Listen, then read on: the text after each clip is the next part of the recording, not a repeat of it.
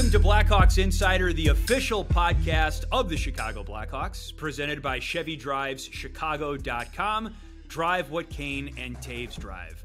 We have a stacked episode for you this week as we continue to dive into prospect talk with a Blackhawks prospect himself, defenseman Ethan Del Mastro, fresh off a gold medal for Team Canada at the World Junior Championships, joins us.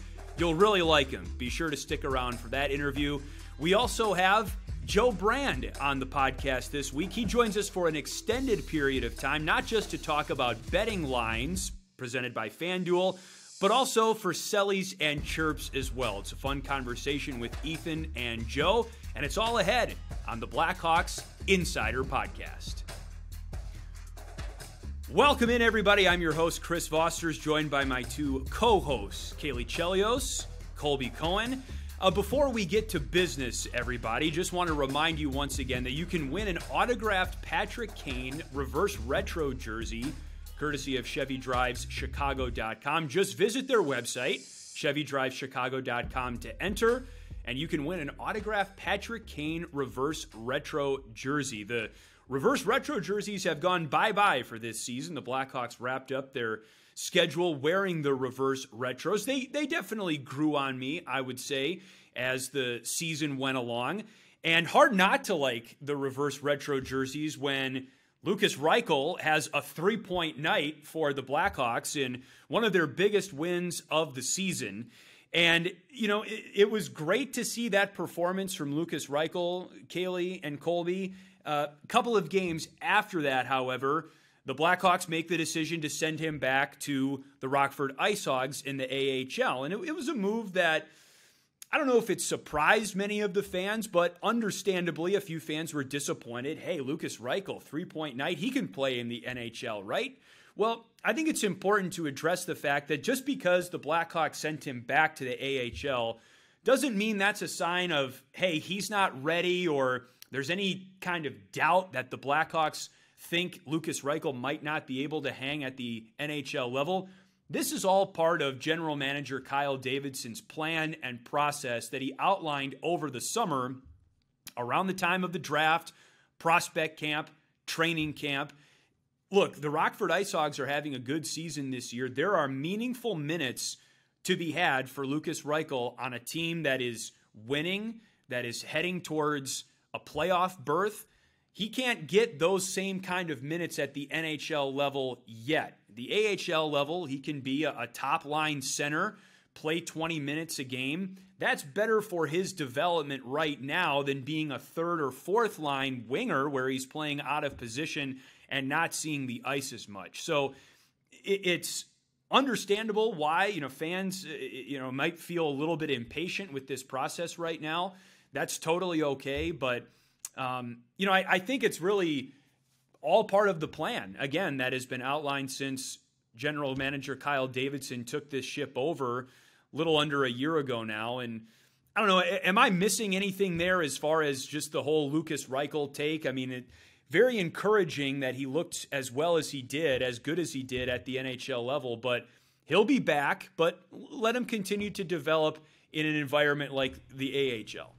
All about the plan and all about patience. I think Lucas showed some good things, but I think it's very important for him to play center in the American League, continue to grow his game. You'll win Stanley Cups when you're deep down the middle, and the ultimate goal, Kaylee, is to have him ready to contribute 18 minutes a night at the NHL level at the center position. It's a win-win for everyone. It was a win for management. Credit to Kyle Davidson and the staff, putting him in positions to be successful on home ice. You get the last change. You can put him in offensive zone faceoffs if need be. But he showed coming up here he's a complete player right now, or he's coming on to be that complete player they want him to be. Bringing that 200-foot game down to him with Rockford is going to be really important. And you said it. Over-marinate. That's the term that I've heard a lot of management talk about. Steve Yzerman, I think, was one of the first to really use it, and that's what the development coaches and scouting staff will talk about. Get him up here, get him a taste of the NHL action, send him back down with some confidence, and let him marinate and really take his time as a young player reaching to where he wants to be. Well, we're joined by one of Lucas Reichel's fellow Blackhawks prospects on this week's episode of the podcast. Defenseman Ethan Del Mastro joins us, and we really enjoyed our conversation with Ethan. Great personality. He's been a leader at several different stages of his hockey career. He was an alternate captain for the Mississauga Steelheads in the OHL. He wore a letter on his sweater for Team Canada at World Juniors. It was his second World Juniors championship, by the way, with Team Canada. So Ethan Del Mastro, another name that you've heard both Colby and Kaylee mention sporadically over the course of the season, going back to prospect camp. He's a guy that is developing slowly but surely into a player that Blackhawks believe will be a contributor at the NHL level, and he's having a great season in juniors in the Ontario Hockey League this year. So we talk about Ethan's career. We get to know him a little bit as an individual as well. So without further ado, here is our conversation with Blackhawks prospect, defenseman Ethan Del Mastro. Ethan, a fourth-round draft pick by the Blackhawks in 2021, and he signed an entry-level contract with the team in April, a 3-year deal, so he's going to be around a while. Ethan, before we get into some of what's been happening to you on the ice, first things first, happy birthday, my friend. January 15th, you turned the big 2-0, and in the midst of everything going on with your season right now, you were telling us that you're back home in Burlington and your parents are taking you out for dinner tonight. So where are you going? What's the hot spot in town when Ethan celebrates his birthday? Where do you like to go out for dinner with the folks? Yeah, it's actually nothing too crazy. Just probably the keg or something like that. Usually we'll go maybe something a little crazier, but it was the kind of, I think I caught my parents a little off guard. I don't think they thought I was coming home after the road trip, but I said I'd make the trip out. So I think they arranged something quick with a couple of my brothers. So we're able to get some reservations at the keg and water down here, and so it should be a pretty exciting time. Have you opened any gifts yet? Anything on your birthday wish list, perhaps? No gifts yet. It was kind of hard. I was on the road yesterday for most of my birthday and kind of in the bus. So a lot of the guys obviously saying happy birthday, so that was nice. But just getting back with my parents now, so maybe they'll have something for me at dinner.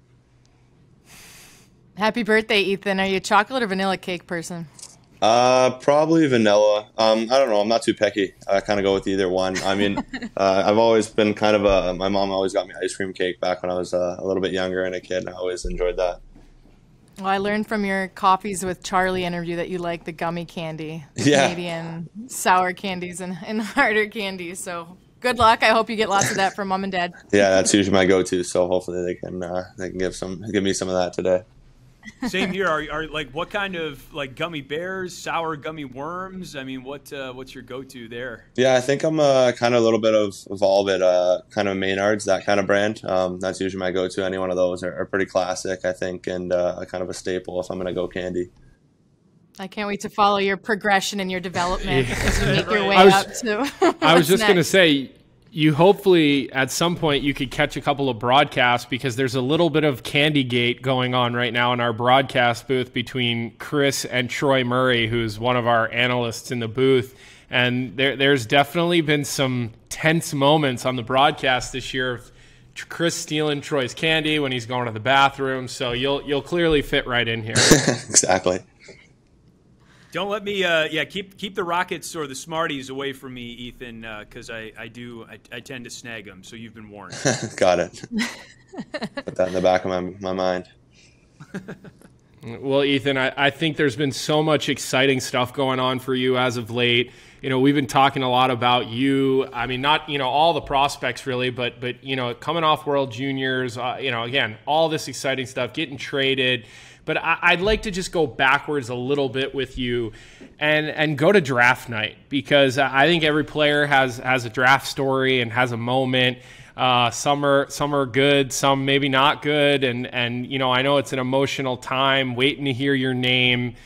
Sometimes you're almost just relieved when you finally get to hear it, and you might even, you don't even get to quite enjoy it like you should. But tell us about your draft experience. You hearing your name, an original six franchise, obviously always special, but I'll let you take it away and tell us a little bit about how that went down.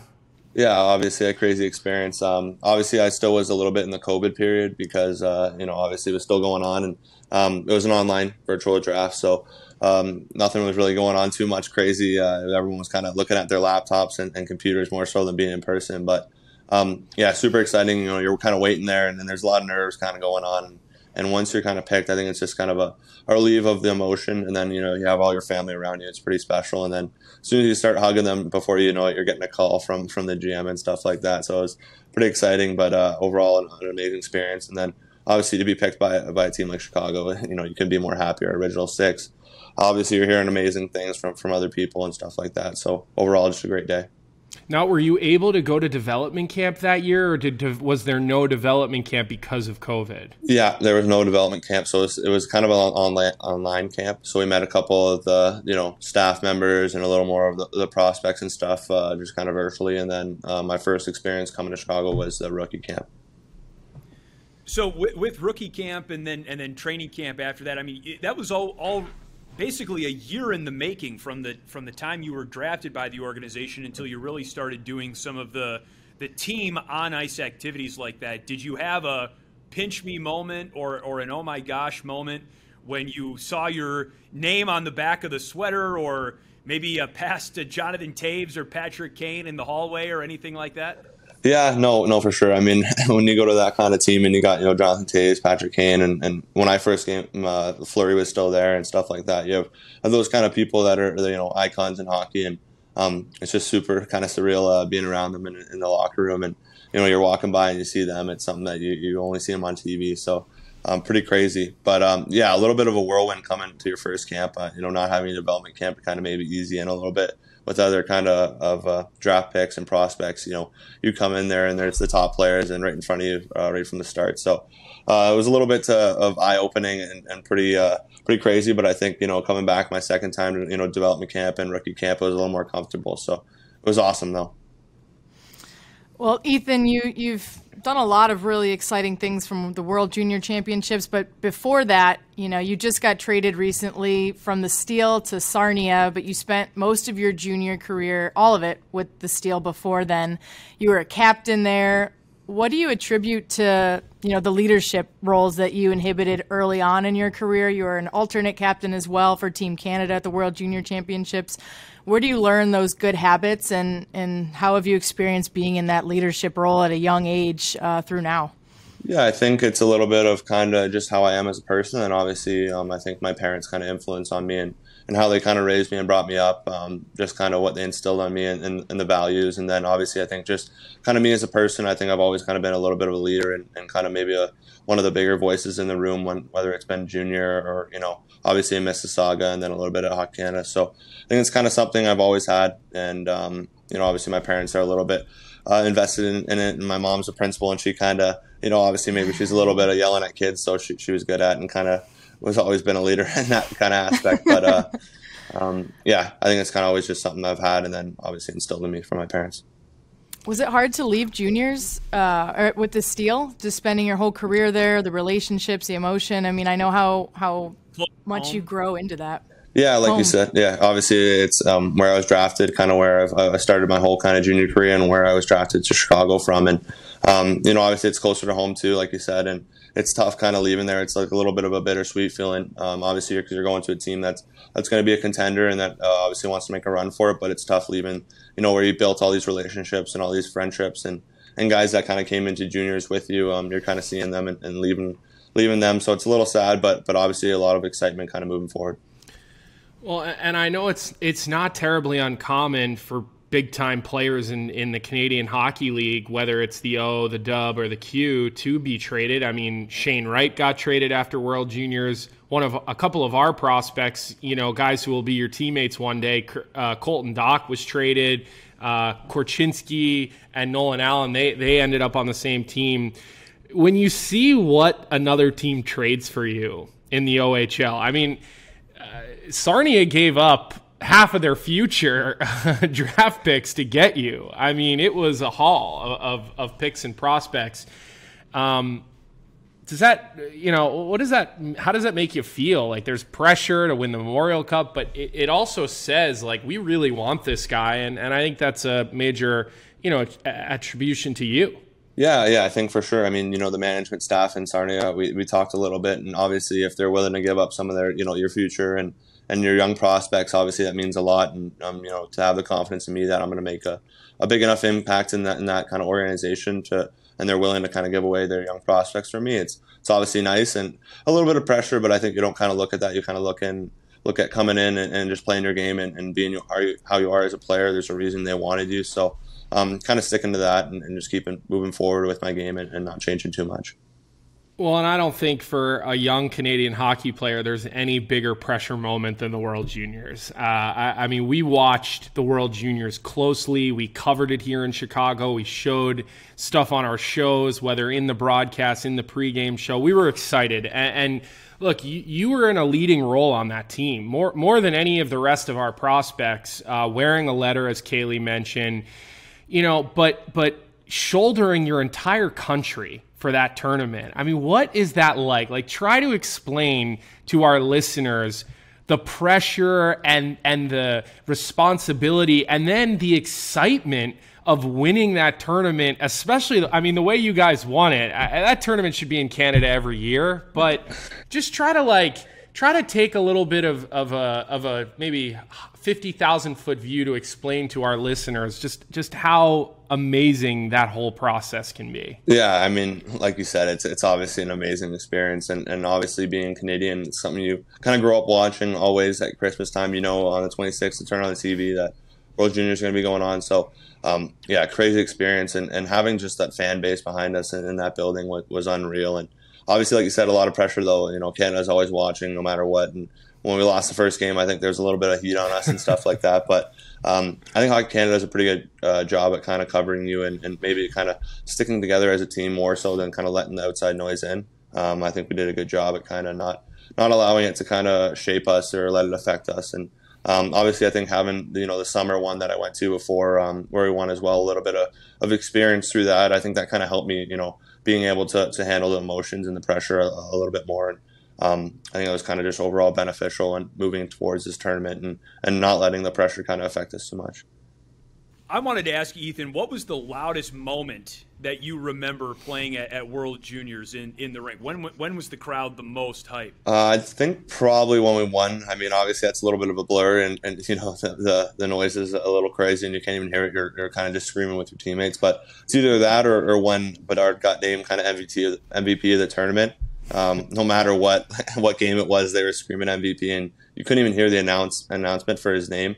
Like, he didn't even know if he got announced. He didn't know where he was supposed to skate. Like, it was all just kind of hilarious how loud they were. Obviously that rink was unreal, and the fan base there was so crazy. And with the goal song, I think being a Maritime song, they kind of got excited, and just kind of having that clap kind of beat when we scored was obviously nice to hear every time too. How are your legs doing, man? You were on the ice almost more than anybody else. I saw in at least one game you led the team in time on ice, and now you're right back into your OHL season. You legs feeling still alive and perky right now? Yeah. You had a little bit of days off when we got back to kind of rest and stuff like that. But I think kind of playing in the OHL helped me, obviously, with playing a lot of minutes there. Come there and you're already playing a lot of minutes, so you're used to it, and your legs are not too bad. So I think that kind of helped me out a little bit. And coming back was just kind of going back into the swing of things and playing a lot of minutes. If you're already doing it, it's not too bad. But I think kind of the atmosphere also helped you. It's pretty easy to get up for a game when you got your fans screaming in the kind of background and just getting you kind of amped up. Ethan, you played with and against a lot of young, talented prospects and now NHLers. When you looked at Shane Wright, Bedard, though, what is he like behind the scenes? And to experience that entire thing in Canada and see a player like that under so much pressure, especially, live up to the expectation. What was he like behind the scenes? What was your interactions like with him? And do you take anything away from being able to perform under that much pressure the way that you all really did? Yeah, no, he's an amazing kid, and obviously I think I've got to know him over the past couple tournaments, obviously playing U18s with him, and then obviously coming to the summer one, play with him there, and then obviously here. I think the friendship kind of grew a little bit, and he was one of my close friends there, and just a kid that really, really works hard. A humble kid that there's a lot of pressure on him. Kind of everyone in the hockey industry is talking about him, so to be able to have all that noise on you and still kind of come to the rink and just joke around and be loose and not worry too much about it was awesome. I think that kind of rubbed off on a lot of us and not worry about the media so much and just kind of go out and play. So I think it kind of helped out with the whole team and kind of letting the media talk and just letting us go play. Well, there's obviously been, a lot of noise around Bedard and Fantilli, and look, the reality with the rebuild that the Blackhawks are going through is one of those two guys could very easily end up in a Blackhawk sweater along with Korchinski and Colton Dach. So at some point here in the next couple of years, we could have quite a few players off that World Junior team. And we had Mark Eaton on our podcast last week, I believe it was. And, we were talking to him about the development path for guys and his involvement and his role. And look, he was a defenseman in the NHL and has a similar path to a lot of the young defenseman prospects. But, let's think about the development camp that you were at with Chicago this year, and then you move into this season. You have a strong showing in training camp. You play some NHL exhibition games where we talked a lot about you. Chris and I showed a lot of replays, your puck moving, your poise. I mean, we kind of, carried the Ethan Del Mastro fan flag through training camp because you gave us a lot of good things to talk about. But, where has the intersection between World Juniors, Mississauga, Sarnia, and the Chicago Blackhawks development team, where has that intersection point been? What have they helped you with or been there to see your game start to really kind of grow and take shape into, being a guy who can play in the American League or play in the NHL here soon? Yeah. Like you said, obviously a lot of prospects at the games as well, like you said. And, I think it's kind of funny. We joke around with kind of Bedard and Fantilli and them with all the Chicago prospects about them coming maybe in the future. So it's kind of good laughs there. But I think kind of looking at the staff point of view, going to all these camps and being around kind of the Chicago staff and the players there, I think that's what kind of builds your confidence and lets you kind of grow as a player. So I think for me, at least, going there and trying to take in everything from the players and the staff and the information they're kind of giving it, just kind of take that all in and let myself kind of grow as a player. I think kind of being able to go back to junior every year and kind of gain the confidence to make plays and learn as a player has helped me a lot, obviously, in Mississauga and now with Sarnia. And then being able to come to obviously like these camps and then just grow there as well. And then have the World Junior experiences. You're playing with the best players your age. So I think the competition there kind of raises your game and allows you to kind of develop as well. So I think kind of a combination of all this has kind of been a helpful for me as development. And obviously the staff, like you said, Mark Eaton, kind of his whole staff in the development side has been awesome. No matter what you need, whether it's nutrition or health, they're always there to kind of help you. And that's obviously going to be beneficial in any player's development. So it's been great.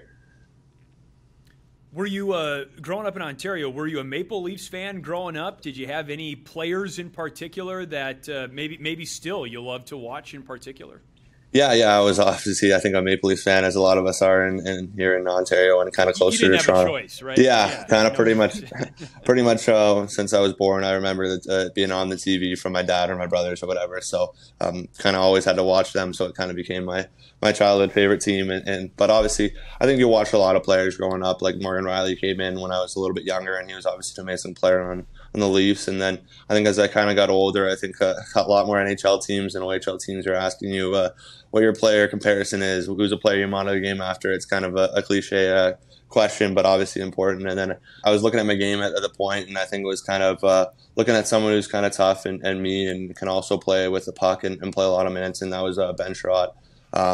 So he was the guy I kind of looked as I was getting a little bit closer to kind of OHL and then middle of OHL, kind of talking to NHL teams as a player. I kind of told them that I thought I modeled my game after a little bit and took stuff. But I think kind of watching hockey, it's always about looking at kind of all the players and looking at the things they do and trying to learn from them and learn what they do best and maybe trying to incorporate that into your game. And it's always about taking little pieces and not just obviously focusing on one guy. You're obviously not that player. You're a different player, your own player. So I think kind of taking things away from certain players you watch and just taking those little pieces and incorporating them. Ethan, it might be hard to say this now, just being so early in your career, but I always enjoy interviewing players when they have those little notes about something a coach said to them in juniors or how they worked on their game with them and, something clicked or, it changed their game. I know you worked with Alan Letang as one of the coaches for Team Canada. He's now the head coach at the Sarnia Sting. Is he somebody that had a big impact potentially on you, or were there any coaches in juniors that you felt really helped you along with your game, and what did they do for you? Yeah, no, for sure. I think obviously having Tanger at the World Juniors was helpful. He's obviously only been kind of my coach for a little bit here now in Sarnia, but looking back, obviously all the Mississauga coaches have been a huge part in kind of my development and helped me out.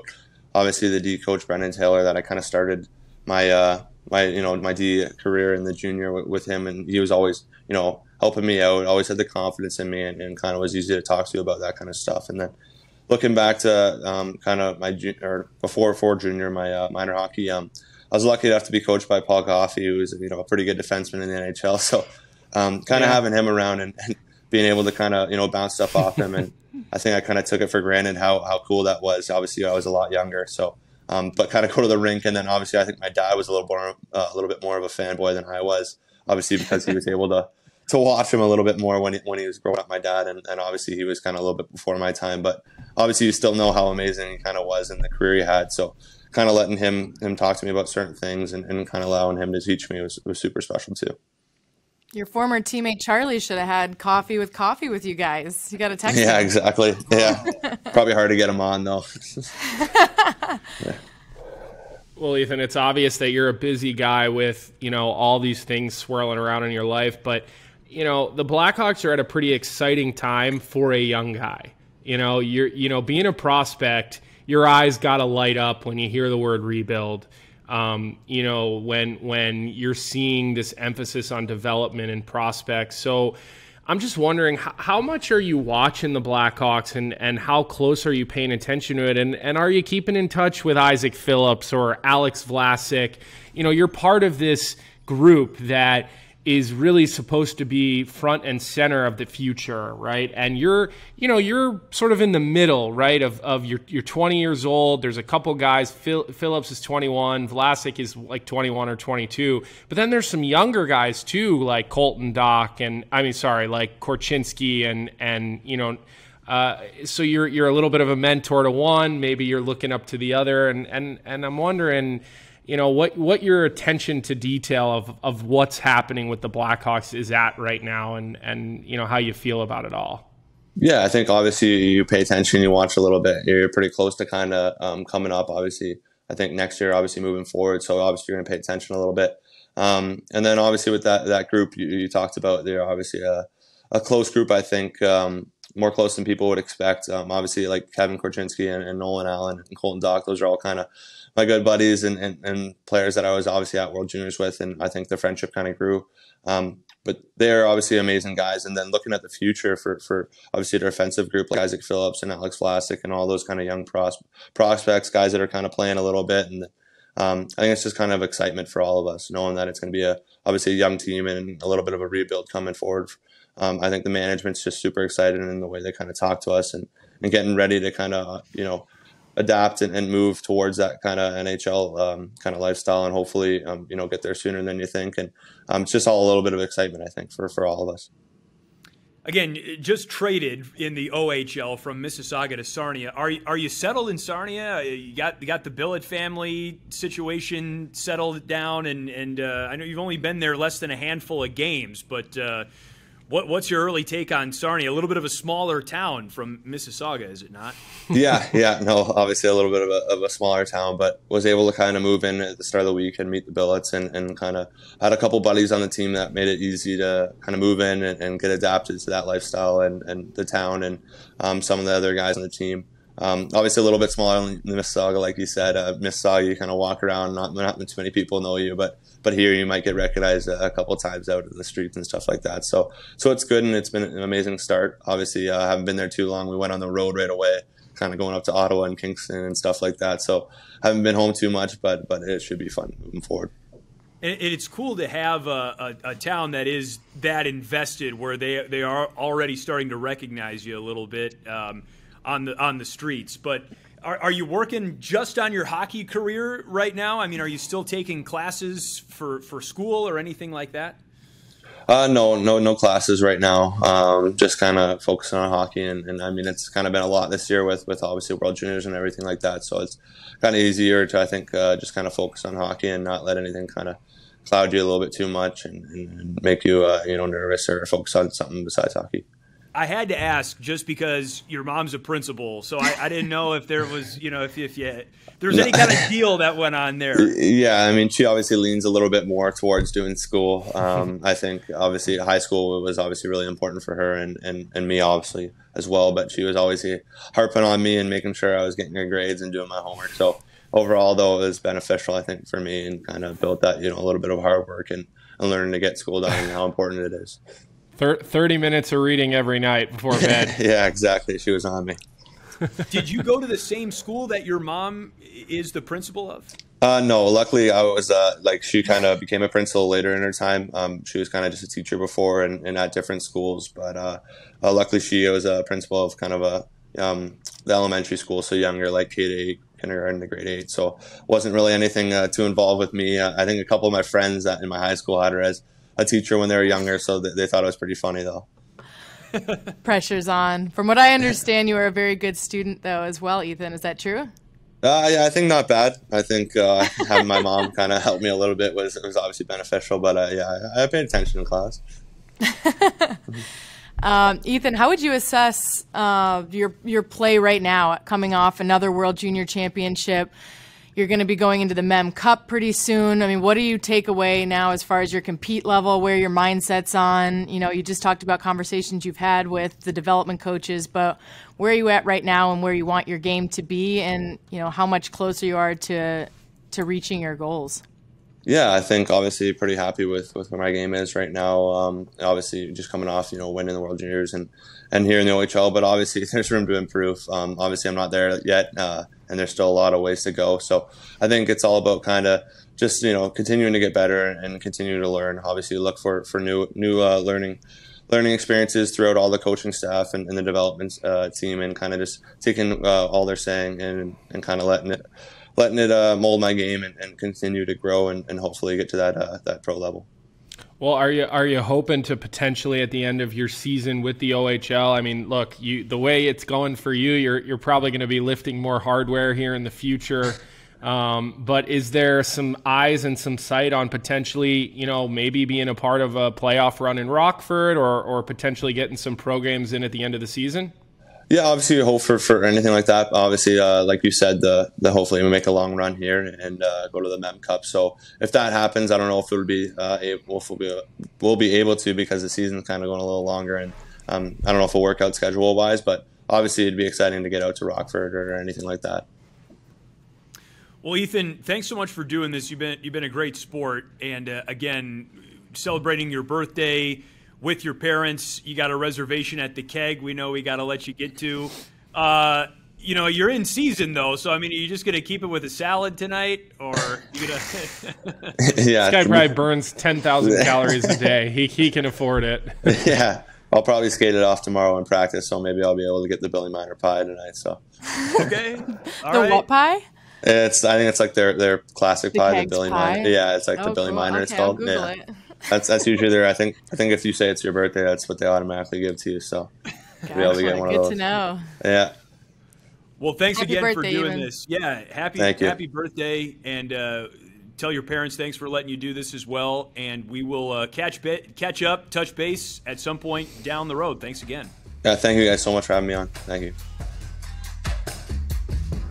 All right, it is time for Line Changes, where we provide betting advice powered by FanDuel. And for that, we bring in our buddy Joe Brand. Joe Brand of WGN Radio, our pregame and postgame show host for the Blackhawks radio network, and also a betting guru as well, at least as far as the Blackhawks Insider podcast is concerned. Joe, great to have you back. Hard to believe we're into the second half of the season. What kind of odds, numbers, over-unders are catching your attention at this point? Well, first off, Chris, thank you for the guru accolade. And yes, I think the Blackhawks podcast might be the only one dubbing me that. I'll actually go off of one of your tweets, one of your recent tweets, talking about the Blackhawks scoring depth. 10 different guys scoring for the Hawks for the last 10 or 11 goals. So different goal scorers each of those times. I mean, the depth has been what has been huge for this Blackhawks short little winning surge. So that's actually been profitable for me for the past 2 games. I liked what I saw from Max Domi, yes, with Lucas Reichel, but just overall offensively in general. So he actually hit me a payout against Seattle on Saturday for a payout of plus 390. And then even before that, went a little bit higher, a little bit riskier with Sam Lafferty, plus 590. Again, just kind of liked what he was doing offensively. And that's probably the funnest thing you can do if you go to the game and throw down some money. If you've got an idea of one guy scoring a goal, and again, with multiple guys pitching in for the Hawks right now, nobody's really that bad of an idea for a bet. I like sticking with the overs still. You can pretty much do that all year long. For the most part, you're going to hit the majority. The Blackhawks have been scoring a lot lately, so that also just entices the other team to score, and you get these competitive games. You just get higher scoring games as of late. Clearly that happened on Saturday against Seattle. And with the Hawks doing this well, why not go ahead and try to get them to cover? They're normally getting a goal and a half from FanDuel. They got Buffalo coming up. They've got Philly coming up. They've got St. Louis coming up. All teams that they have played well in the past or can fare well against them. So those 3 options, depth scoring, over, and the Hawks covering, I didn't think would be too bad to go for this next entire week. Well, great insight, Joe. You said it, 9 goals from 9 different Hawks in that 3-game win streak. We recently just saw last year's Norris Trophy winner, Cale Makar, when Colorado came to town. Who should fans be excited for right now in the Norris conversation? Which defenseman? What are you thinking? Well, so this is another one of those bets, Kaylee, where you don't have to bet it and just win outright. You can kind of look at how the system is going as the season goes along. Cale Makar is still the favorite. He started out this year as plus 155. He's actually gone down a little bit to plus 250, but he is still the favorite. And actually had a great conversation with Troy Murray the other day about defensemen and how much more value is put in on offensively motivated defensemen. So guys like Adam Fox, Erik Karlsson are starting to pick up a lot more value in the betting system of the James Norris Trophy. Adam Fox right now plus 400, Erik Karlsson plus 450. So those might be some of your better value options to go with because they're a better payout as of right now. If they keep scoring, that's only going to profit you. Again, you can cash out. You can make a little bit of a profit. You don't have to just hit it head on by winning the bet outright. I feel like we should have a best offensive and defensive defenseman award, Joe. Yeah. I just think, based on the conversation you had with Troy, I think maybe the Paul Coffey award and then pick a defensive defense. I don't know, just throwing it out there. But my question for you, Joe, Pat Boyle asked me if I thought Seattle was the real deal. They obviously came into Chicago. They laid down a little bit of a beating on our guys. Who's the favorite to win the Cup? I mean, if I'm looking to make some money on June, where am I going? Well, right now it's Boston. They're at plus 600. That is not where they were at the beginning of the year. They've obviously gotten off to a great start. They've continued with that. They've been very consistent. They were just plus 1,000 to win only the division at the beginning of the year, so they're clearly surprising a lot of people, especially the odds makers in Vegas. Colorado's still up there. I mean, they're the second favorite in terms of FanDuel's rankings at plus 450. Clearly, injuries have been a huge problem for them this year, but now starting to get some of those guys back, I think they're starting to get a little bit more confident with Colorado. Carolina's a pretty good bet as well, plus 750. They're the third favorite at the moment. But, it's the same question we've had for Carolina over the years. Can they sustain a long playoff run? Do they have enough playmakers to get the job done to get the Stanley Cup, as obviously they've fallen short just a couple of years. But the Seattle situation, if you want to go ahead and throw down some money on them right now, by all means do it. At the beginning of the year, they were at plus 15,000 to win the Stanley Cup. They've gone all the way to plus 3,500. So if you took them at the beginning of the year, you've got a hefty payout for a profit as of right now. And again, that's what it's all about. You don't have to just win outright. You can watch as the season goes along, cash out if you have the opportunity to. If you do Seattle now, you're buying high, right? They're on an 8-game winning streak. They're doing a lot of things on the road. So, okay, go ahead, and then maybe they continue on this winning streak, and you cash out a little bit later just for some quick cash on just a nice little quick bet. But if you want to go with Seattle, go right ahead. But it looks like your former Boston Bruins, Colby, are the ones who are the favorite as of right now. Well, never a dull moment. And Joe, thanks very much for coming on for Line Changes. And great job filling in on Blackhawks radio play-by-play for John Weideman. Thank you. Appreciate it. No, very, very cool. Thank you. Please hold all applause. I think we have to clap all around. I mean, you're the ultimate team guy. You're always pinch hitting for everybody. We worked together a lot last year. You work with Kaylee every night. I mean, couldn't have been more excited to see you and hear you on the call the other night. I just had to get that out there. Well, thank you very much. Very, very cool. Grew up a diehard Hawks fan, so getting to do that was definitely a cool full circle and dream come true moment.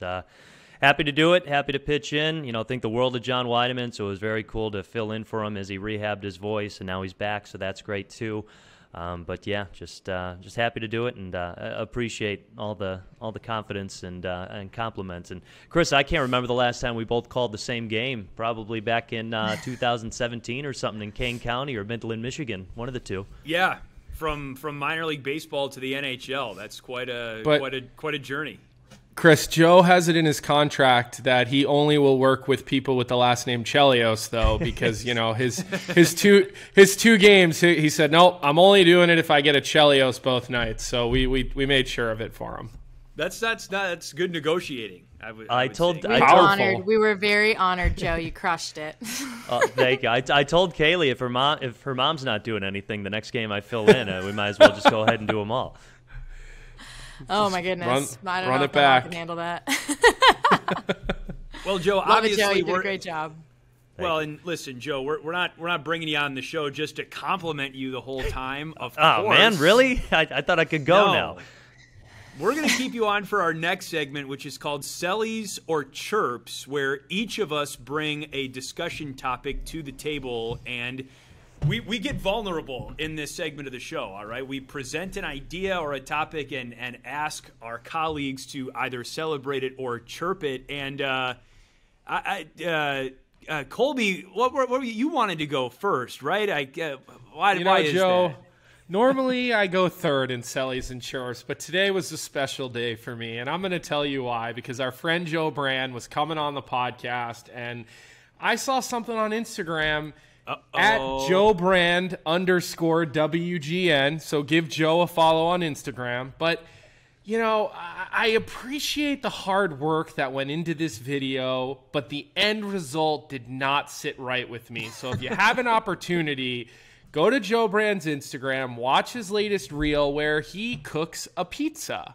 And look, very thorough guy. He's got the pizza stone. He heats it up. He's explaining it all to us. And, numerous times throughout this video, he mentioned that he likes the crust crispy, which, hey, I'm all for it. I'm from the East Coast. I like thin crust. I like a little crunchiness. But when I saw the final product, Joe, and what you deem to be a good pizza, I was a little taken aback. And the reason for it is you really burnt this pizza, and you were really happy how it looked. I saw this pizza and went, he's going to have to make another one. But you were happy. You said, this is what I like. This is what I want. So I'm going to have to kick it around the horn a little bit here. I mean, we cannot possibly celebrate a pizza that looks like a hockey puck because it's so burnt. I'm so glad Joe, I get last word here, by the way. I'm so glad we'll give you last word. But again, just to echo Colby's thoughts, I mean, I'm watching this video and I'm just waiting. I see the pizza come out of the oven and I'm waiting to hear you say, "Oh shoot, I burned it." And you're like, "Oh yeah, this is how I like it, nice and crispy." So I mean, I don't know, man. I got to chirp you on how you like your pizza, because burnt pizza. I mean, I don't know, Kaylee. What is there any saving grace for this guy? Heck yeah, I'm celebrating it, Joe. You're my roll dog in the radio Kaylee. booth. Let's go, Joe. You and me. I'll celebrate. It wasn't totally burnt, but Colby is super intense with his bagels and his pizza, so I'm not surprised at all that he's chirping it. Chris, I didn't know which way he was going to go, coming from Wisconsin, and they love cheese. So I'm going to... Not burnt cheese, but I liked it. It was definitely tender, overbaked, but I'm not going to go as far to say you were eating charred pizza. I don't think it was that bad, but I'll celebrate you all day, Joe. In the radio booth, at home, making burnt pizzas in the kitchen, it all tastes the same, I guess. Well, I shouldn't be too surprised that the Greek person on this show who enjoys Saganaki. Saganaki would also like well done cheese. It's not burnt cheese, it's well done. And well that's done. Very and well like done. I said, Joe. like I said in the video, it's science. It caramelizes the cheese and makes it tastier. And the other thing is it keeps the whole piece of pizza all in one piece. This isn't the cartoons where the cheese is coming off your teeth and off your mouth. This is a good, well done pizza. So, All right. Well, you did a good job explaining your point of view. Now, like, what about the next day? Is that good? Does that make for good cold pizza too? It does. I'm a big fan of the air fryer, and the air fryer is the perfect way to reheat old pizza. I will go to the grave with that. But I will also, when I'm at like Rosati's, if I just want one slice of pizza, I will bring it home and I will throw it in the air fryer until it caramelizes like that on the top to just get a little, and then it's even hotter, it's fresher. I don't know, Chris. I mean, what's better, that or pizza from Subway? I don't know which one would be better. Well, I tell you what, I love the meatball sub at Subway, Oh but no! they don't burn the mozzarella. I mean, This whole podcast is, you said the word Subway and forget it. It's going off the rails. Joe, we're taking a trip to New York this summer, you and me, buddy, and we're gonna just do a pizza tour around New York City. Okay, I'm gonna teach you how to eat pizza, and you could teach me how to do radio. Okay. Okay, I guess we'll call that an even trade. So, all right. we all have our blind spots. All right, what can I say? Joe, what's your Instagram handle so people can visit and watch that video and be the judge for themselves? Oh, this has put me on the spot. It's actually JoeBrand_WGN. So yeah, you can find it there. All right. Well, thank you. You're a great sport. We'll keep you on, and we can go around the horn. And don't worry, you did a great job. Am I still getting grilled on each topic, or is it just that one? No, now you get to give us your Selly and Chirp now, and then we get to decide how worthy it is. Okay. Don't worry, Joe. If you want to think about it a little bit, I'm ready to go. If you guys want to, I think I'm going to get three Sellys on mine, so I'm not too worried or anything. All right, like tee that. it up, Chris. Let's go. Okay. Let us have it. Well, my Selly or Chirp are fan chains. Now, is anybody wondering what a fan chain is? yes. Yes. Okay, well, I'm glad you asked because I've got one here that I can show you. This is a fan chain. Oh. These are the Oh, that was what Kaylee said, yes. I know Kaylee's answer. All right, well, these are the rage in the Blackhawks team store right now. I think that you can, from a lineage perspective, you can trace these back to the University of Miami turnover chain for the Hurricanes football team, college football again. But they have been adapted into these awesome fan chains, and I'm going to wear one of these on the broadcast. I think it would go great with a turtleneck. Colby, don't you think this would go great with a turtleneck and a little bit of a fan chain bling? I don't know. Here, tell me what do you guys think here? This is a big selly for me, guys. You got to start doing your neck curls right now to get that thing on. Exactly. How much does that weigh, Chris? Good for the traps. Got to get those shoulders going. I think, you know what, Chris? I think I'm going to celebrate this one with you, and here's my reasoning why. First off, if you're going to wear it on the broadcast, I respect it, and I give you a lot of credit for being willing to wear things like that on television in front of people. So you get a check mark right there. And then, the fact that the fans are loving it and people are buying it and people are walking around in the United Center with it, I don't have to get it. As long as people like it, then let's celebrate it. I mean, there you go. I'm feeling generous with my celebrations. And Chris, all you got to say is the word turtleneck to me, and, my antennas go straight up. So, we'll just have to reconvene about this later for the next broadcast that we do together. Haley, I think those were your kids saying they want a fan chain.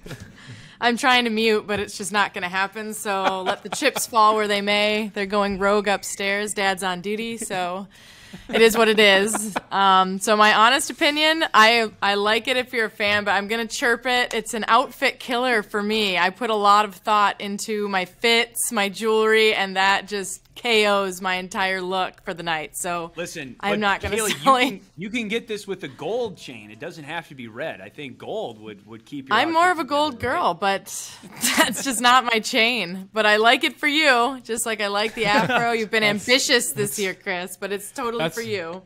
That's how you know when they say, "Yeah, I like it for you." That's how a female tells you they hate something. Yeah, no, it looks great on you. What'd you get, a free bowl of soup with that chain too? No, I can't believe I have to be the deal Deciding breaker factor. here. Tiebreaker? Yeah, no, because I was leaning towards Kaylee and her opinion on this, but I guess at the end of the day, as you said, Chris, it's a fan chain. So if it benefits the fan in a positive way and it just gives the fan joy, then I guess I can celebrate the fan chain. Man, you're like breaking records for unique apparel on television broadcasts just this last week alone. It doesn't even have to be all year long, Chris. Yeah, exactly. I mean, and I've got a few more tricks up my sleeve as well. So, I mean, if you think this is out there, just wait. I've got a few more surprises that I'm trying to break you guys in softly here, with something that's, more stylistic as opposed to something that's so outlandish like a wig or, a couple of other surprises related to headgear, I think, that I might be able to show you guys later on. But yeah, something subtle like the chain you're wearing. Very subtle. I mean, I'm a trendsetter, you guys, and this is blowing up right now. So when you see it around the United Center, you'll think back to this conversation. So, Chris, I think you're the guy that when the kids see, they go, "Oh wait, he's wearing it now. I guess we need to move on to the next Take thing." It back. Yeah, Take it like back. we're what's the next thing we can get to? You do you, Chris. Thank you. Love you guys.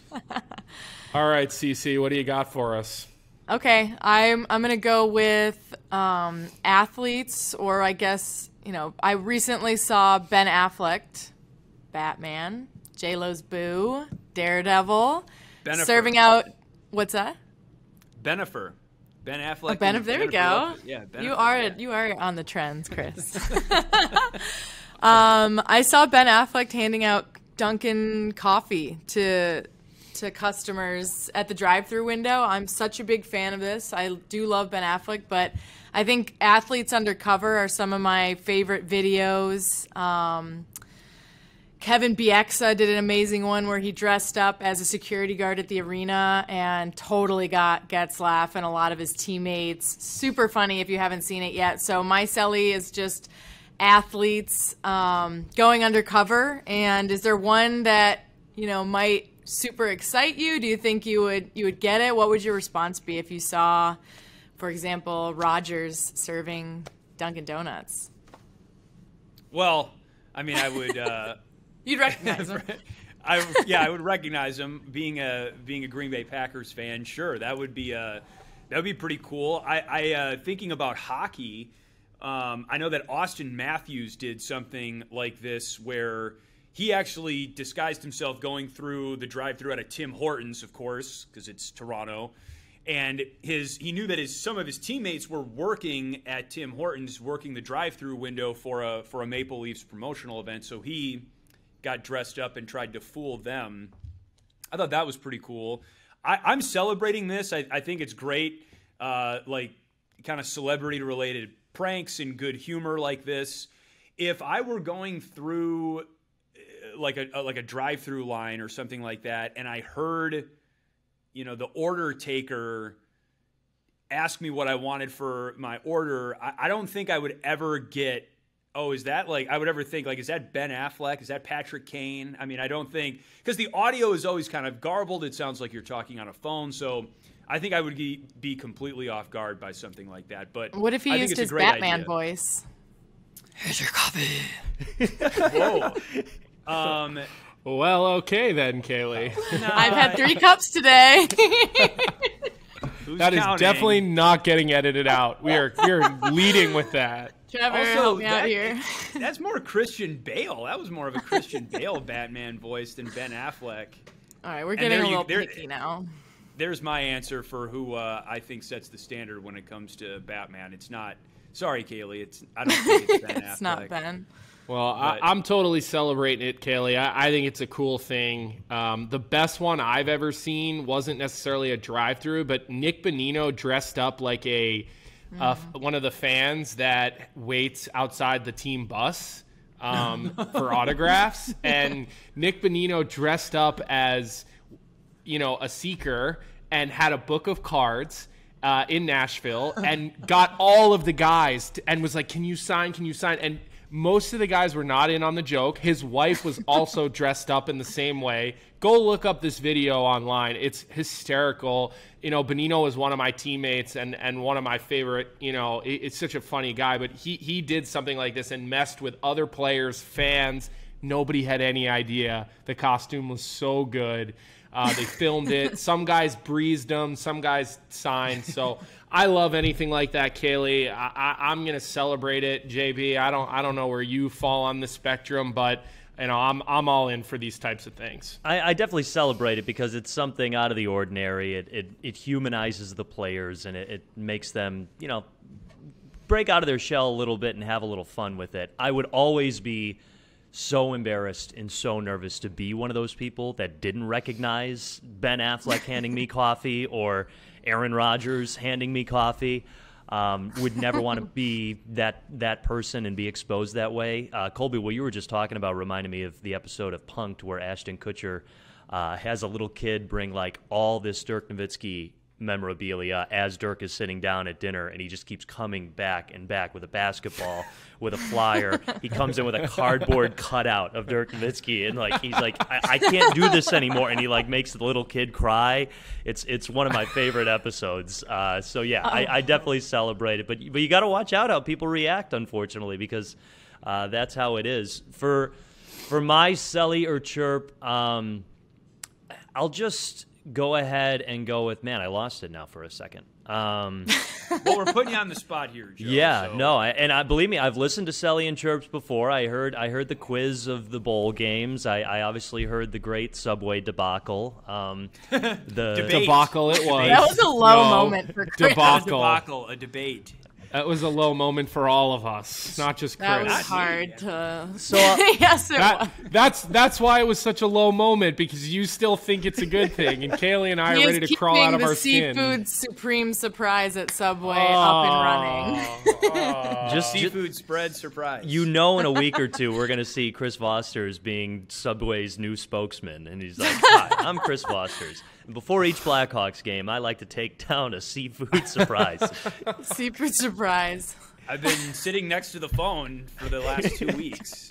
Still hasn't rung yet. To stay on the coffee topic, I'll just ask this: Can we still get satisfied from a cup of coffee, whatever your poison is? If it's hot coffee, if it's iced coffee, if it's cold brew, can you still be satisfied with it from home, or does it need to be fresh from a shop like Dunkin', like Starbucks, like some mom and pop place, or can you be satisfied from something from home?